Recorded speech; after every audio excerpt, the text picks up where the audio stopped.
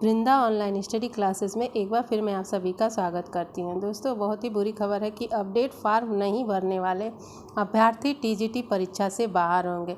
बहुत से ऐसे अभ्यर्थी हैं जिनका प्रवेश पत्र डाउनलोड नहीं हो रहा है, उनका फॉर्म ही नहीं अपडेट किया गया था। इसलिए 2 बार फॉर्म निकला था भरने के लिए। इस चक्कर में बहुत से अभ्यर्थी ये सोचे कि हमारा फॉर्म भर चुका है तो दूसरी बार नहीं भरना है। इसी चक्कर में उनका फॉर्म इनकम्प्लीट रहा और आज देखिए प्रवेश पत्र भी डाउनलोड नहीं हो पा रहा है।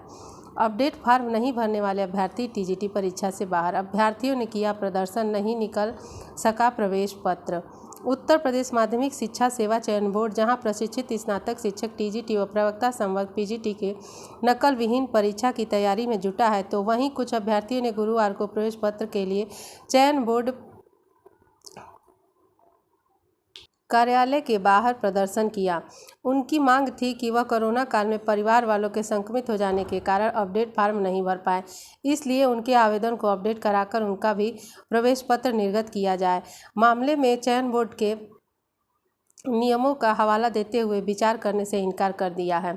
प्रदेश के अशासकीय प्राप्त एडेड माध्यमिक कॉलेजों में शिक्षकों की भर्ती के लिए टीजीटी की 7 व 8 अगस्त को और पीजीटी की 17 व 18 अगस्त को परीक्षा होनी है। इस भर्ती के लिए पहली बार नवंबर 2020 में विज्ञापन निकाला गया था। इसमें तदर्थ एडहॉक शिक्षकों और नए आवेदकों के लिए मानक अलग अलग था। अभ्यर्थियों ने सुप्रीम कोर्ट के आदेश का हवाला देते हुए इसका विरोध कर दिया। इसके बाद यह भर्ती प्रक्रिया विवादों में उलझ गई, जिसके कारण इस भर्ती प्रक्रिया को रोक दिया गया। उसके बाद मानक को दुरुस्त करने के साथ मार्च में पुनः भर्ती विज्ञापन निकाला गया और इसमें कहा गया कि जिन अभ्यर्थियों ने नवंबर 2020 के भर्ती विज्ञापन के मुताबिक फॉर्म भरे हैं, उन्हें अपडेट फॉर्म अनिवार्य रूप से भरना है।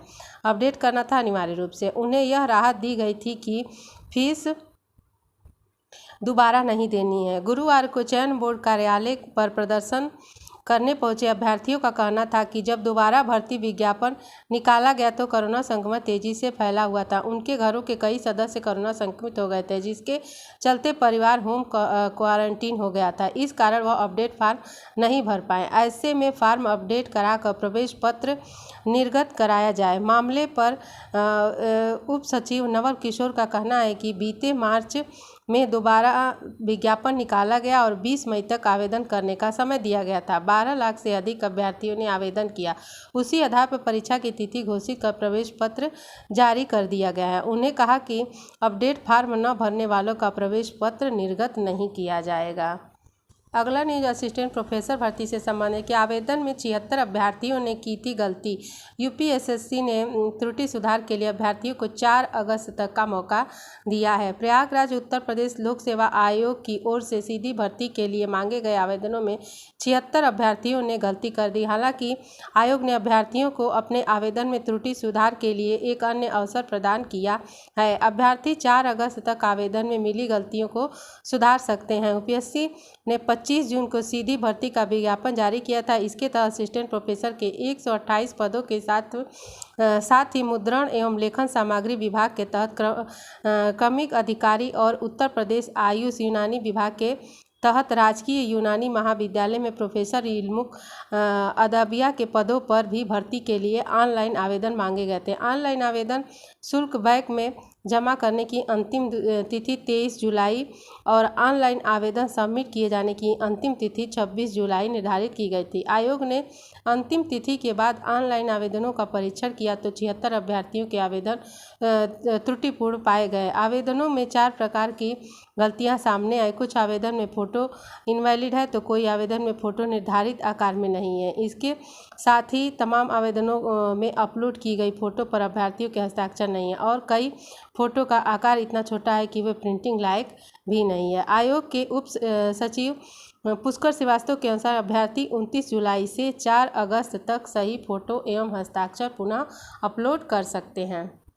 अगला न्यूज उन अभ्यर्थियों के लिए है जिनका चयन 2016 टीजीटी और एलटी ग्रेड में हो चुका है। 2021 के अभ्यर्थी चाहते हैं कि वह परीक्षा में न बैठे दोबारा, क्योंकि उनकी भी सीटें इससे बर्बाद हो जाएंगी। आइए देखते हैं यह न्यूज़। मित्रों, आप सभी को पता है कि यूपी टीजीटी 2016 सभी सब्जेक्ट का फाइनल रिजल्ट आ चुका है और हमारे जिन भाइयों का चयन होना था वह भी हो गया है। मित्रों, इस रिजल्ट के लिए सभी लोगों ने ईश्वर से दुआ और कामना भी किया तथा प्रत्यक्ष अप्रत्यक्ष रूप से रिजल्ट आने में सहयोग भी किया, जिससे कि 2021 की जो वैकेंसी है वह प्रभावित न हो तथा जिन विद्यार्थियों का चयन 2016 टीजीटी में हो जाएगा तो वह 2021 की जो परीक्षा में नहीं बैठेंगे, नहीं तो उसमें आधी सीटें खराब हो जाएंगी। जिनका चयन हो चुका है टीजीटी में वह 2021 की परीक्षा में न बैठे। सभी बेरोजगार मित्रों ने सोचा तो ठीक, लेकिन अब कुछ भाई अपनी विद्वता दिखाने के लिए इस परीक्षा में बैठ भी रहे हैं।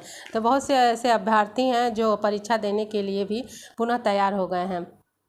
ऐसे मित्रों से मैं अपील करना चाहता हूं कि आपको अगर विद्वता ही दिखाना है तो पीजीटी में दिखाइए, असिस्टेंट प्रोफेसर में दिखाइए, और अगर आपके अंदर काबिलियत है तो आईएएस पीसीएस बनकर दिखाइए। इसके लिए हम सभी बेरोजगार साथी तहे दिल से आपका स्वागत करेंगे उसी पद के लिए, क्योंकि किसी भाई का जीवन और करियर आप सवाल खड़ा कर रहे हैं और आप भी इस बेरोजगारी के दर्द को झेले हुए हैं और अपने दिल पर हाथ रखकर उस पल को, उस दर्द को महसूस कीजिए। आप सभी से पुनः मेरा और मेरे सभी बेरोजगार भाइयों की तरफ से निवेदन आग्रह है कि इस परीक्षा में ना बैठें। इस एहसान के लिए सभी बेरोजगार भाई आप सभी गुरुजनों का जीवन भर आभारी रहेंगे, बेरोजगार साथी। तो इस तरह से अनुरोध किया है टीजीटी 2021 के अभ्यर्थियों ने कि जिनका चयन हो गया है वह पुनः फिर इस परीक्षा में न बैठें। अगला न्यूज़ संस्कृत शिक्षक भर्ती से संबंधित है कि संस्कृत शिक्षक भर्ती में मेरिट बनेगी। मेरिट के आधार पर ही संस्कृत शिक्षकों की नियुक्ति की जाएगी। संस्कृत शिक्षकों का चयन मेरिट व साक्षात्कार के आधार पर होगा। 120 अंकों की मेरिट बनाई जाएगी। मेरिट जो होगा वो 120 अंक की होगी और 80 अंक साक्षात्कार के होंगे। ये नियुक्तियां संविदा के आधार पर होंगी और यह व्यवस्था 2 साल के लिए की जाएगी। तो 2 साल के लिए शुरुआत में इनकी नियुक्ति की जाएगी। माध्यमिक शिक्षा विभाग ने शैक्षिक अर्हता तय कर दी है। पूर्व मध्यमा में स्नातक व उत्तर मध्यमा में स्नातकोत्तर में तृतीय श्रेणी वाले आवेदन के पात्र नहीं होंगे। अतिरिक्त शैक्षिक अर्हता के लिए अलग से अंक दिए जाएंगे। मसलन पूर्व मध्यमा स्तर पर अनिवार्य अर्हता स्नातक है तो स्नातकोत्तर के लिए प्रथम और द्वितीय श्रेणी के 10 व 5 अंक और पीएचडी के लिए 10 अंक अतिरिक्त दिए जाएंगे। इसी तरह उत्तर मध्यमा में अनिवार्य अर्हता स्नातकोत्तर है तो पीएचडी के लिए अलग से 20 अंक दिए जाएंगे। ये पद 2021 और 22-23 तक या फिर नियमित शिक्षक के आने तक खत्म हो जाएंगे।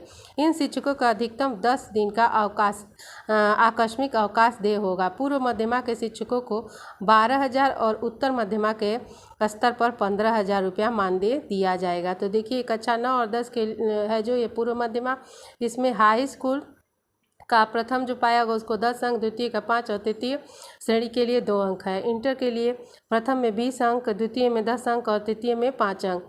स्नातक में 30 अंक है प्रथम श्रेणी के लिए और द्वितीय श्रेणी के लिए 15 अंक और तृतीय इसमें नहीं मान्य है।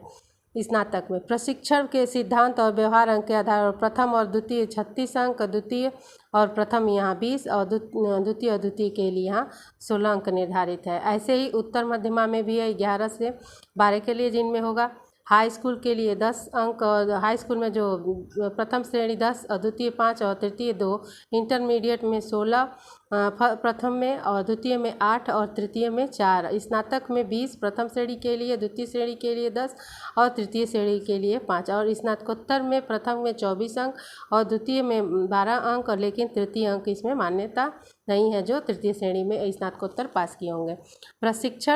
प्रशिक्षण के आधार पर है, प्रथम में 30 और द्वितीय में 24 और द्वितीय में 16। तो इस तरह से संस्कृत शिक्षकों की नियुक्ति की जाएगी इसी मेरिट के आधार पर। अगला न्यूज प्रवक्ता भर्ती से संबंधित है कि प्रवक्ता भर्ती में अब 40 अंकों की लिखित परीक्षा निर्धारित कर दी गई है। प्रदेश के सभी प्रकार के राज्य विश्वविद्यालयों में असिस्टेंट प्रोफेसर की भर्ती प्रक्रिया में बदलाव के बारे में जारी आदेश संशोधित कर दिया गया। भर्ती के लिए कराई जाने वाली वस्तुनिष्ठ ऑब्जेक्टिव प्रकार की लिखित परीक्षा अब 20 अंकों के बजाय 40 अंकों की होगी। साथ ही साक्षात्कार भी 2 भागों में होगा। राज्यपाल आनंदीबेन पटेल ने राज्य विश्वविद्यालयों के कुलाधिपति के तौर पर 18 मई को जारी आदेश को संशोधित किया है और जून माह में विश्वविद्यालयों की समीक्षा के दौरान 18 मई के आदेश पर विस्तृत चर्चा के बाद यह बदलाव किया गया। असिस्टेंट प्रोफेसर के पद पर चयन प्रक्रिया 2 चरण होंगे। पूर्व के आदेश में अभ्यर्थियों के विषय की जानकारी के मूल्यांकन के लिए 20 अंकों की ऑब्जेक्टिव लिखित परीक्षा की व्यवस्था थी। विश्वविद्यालय अनुदान आयोग के 2018 के अधिनियम में दी गई व्यवस्था को देखते हुए यह परीक्षा अब 40 अंकों की होगी और साक्षात्कार भी होगा। तो दोस्तों, इसी के साथ हमारा यह आज का वीडियो समाप्त होता है। वीडियो आपको कैसा लगा कमेंट करके जरूर बताएं और चैनल को हमें सब्सक्राइब नहीं किया है तो चैनल को जरूर सब्सक्राइब करें।